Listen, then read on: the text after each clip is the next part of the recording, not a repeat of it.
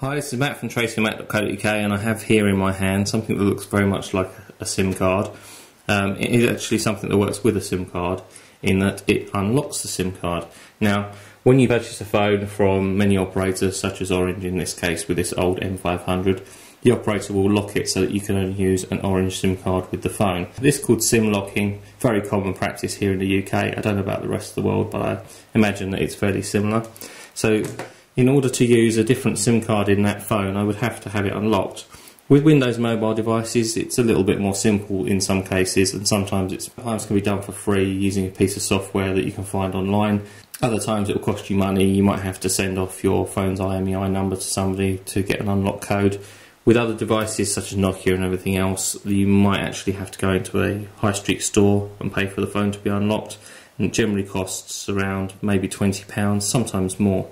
So every time you buy a new phone, you would actually have to have it unlocked if you want to use a different SIM card. The idea of this SIMable device here is that it doesn't unlock the device but unlocks the SIM card.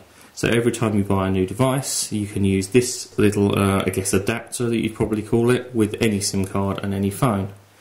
And the idea here is that you stack this little SIMable card on top of your SIM card itself, and it sits between the connectors on the SIM card and that in the phone. You'll notice the small chip on the printed circuit board there, which doesn't quite sit flush. So what you have to do, using a supply punch, which sounds horrendous what I'm about to say here, but you actually punch a hole in the end of the SIM card. Now it's perfectly safe to do because the chip itself only sits under the connector there. The rest of the SIM card is just a plastic carrier, so it's quite safe to punch a hole in it. So SIMable, when you purchase one of these SIM card adapters, actually provide you with this tool, which has been, and there is actually a die there that stops you from punching the wrong end or punching in the wrong place, so the SIM card pokes in here. So this, as I say, is all supplied when you buy the adapter. So it's a simple case of putting in your SIM card here, placing it all the way inside until it stops, and simply, there we go, simply punching it. So we've just made a very small hole in the end there, which means that when we set the SIM card on top, so with that hole neatly punched in the SIM card, as you can see, the chip will sit in that hole and the whole thing will sit quite flat.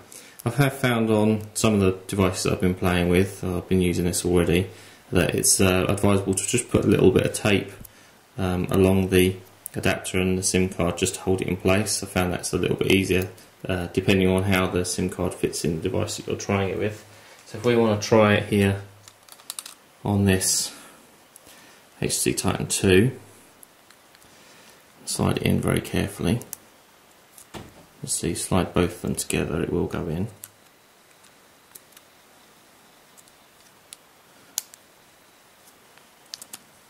Like so, there we go, and shut the cover, like so, and turn over and turn on.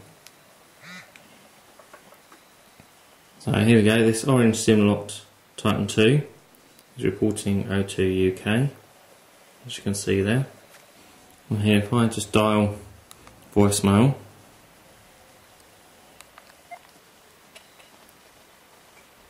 should be able to hear it go through to voicemail.